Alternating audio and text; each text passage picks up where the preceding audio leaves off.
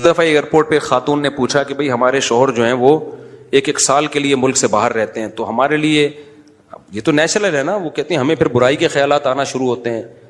تو انہوں نے کچھ سوال پوچھے، وہ حیا کے خلاف ہیں، میں اس کو نہیں یہاں ڈسکس کر سکتا. میں نے ان سے کہا میاں کے علاوہ آپ کے پاس کوئی راستہ نہیں ہے اپنی خواہش پوری کرنے کا.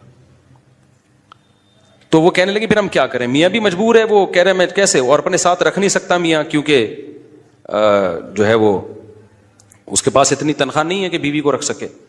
تو چند کیس ایسے ہوتے ہیں. اصولی طور پر تو میاں کو چاہیے اللہ پہ توکل کرے، غریب بھی ہے نا اپنے ساتھ اپنی بیوی کو رکھے. کوئی بات نہیں، میاں بیوی دونوں روکھی سوکھی مل کے کھا لیں گے، کم پہ گزارا کر لیں گے. جو بیویوں کو چھوڑ کے ایک سال دو سال کے لیے باہر جاتے ہیں، یہ شریعت میں بالکل پسندیدہ نہیں ہے. اللہ نے بیوی کو صاحبہ کہا ہے، ساتھ رہنے والی.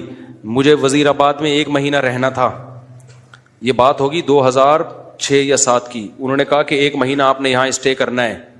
بیانات کے سلسلے میں نا مسجد 1 مہینے کے لیے میرے حوالے کی تھی. تو میں نے کہا بھائی میں تو بیگم کے بغیر 1 مہینہ نہیں رہ سکتا، بچے بھی تھے میرے. تو میں نے کہا 1 مہینہ میں نہیں رہ سکتا، مجھے بیگم بچے چاہیے، ان کا بھی ٹکٹ دو تو میں یہاں رہوں گا ورنہ نہیں رہوں گا. تو انہوں نے پھر بیگم بچوں کا بھی ٹکٹ دیا.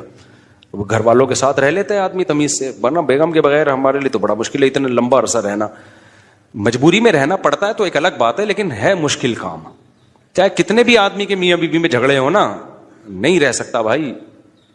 تو 1 سال کے لیے پتہ نہیں کیسے رہ لیتے ہیں لوگ بیگم کے بغیر. ٹھیک ہے ان کی مجبوری ہوتی ہے، میں مانتا ہوں، لیکن اس میں کوشش کرو اللہ پہ توکل کرو. بیگم روکھی سوکھی کھا لیں گے، لیکن اللہ میاں نے بیگم کو صاحبہ کہا ہے قرآن میں. صاحبہ کا مطلب ساتھ رہنے والی. صاحبہ کا کیا مطلب ہے؟ ساتھ رہنے والی. تو اس کا مطلب جب شادی ہو گئی تو وہ پھل ترو کی طرح تمہارے ساتھ چپک گئی ہے. پھول ترو کی طرح اس لیے کہہ رہا ہوں کہ لوگ پسند نہیں کرتے، لیکن اللہ نے اس کو آپ کے ساتھ کیا کر دیا ہے، چپکا. اب جہاں جاؤ گے بیگم صاحبہ ساتھ ہوں گی. آپ شارٹ ٹائم کے لیے جانے کا الگ بات ہے، لانگ ٹائم کے لیے جانا ہے تو بیگم آپ کے ساتھ اللہ نے بولو چپکا دیے. وہ خود بھی گناہ سے بچے گی، تم بھی گناہ سے بچو گے. تو اس لیے یہ طریقہ ٹھیک نہیں ہے سال کے لیے میاں بیوی کا دور رہنا. اور پھر خواتین بھی پریشان ہوتی ہیں. تو گناہ کسی کے لیے بھی حلال نہیں ہے. میں نے اس خاتون سے کہا کہ 1 سال آپ کا شوہر باہر ہے، کیا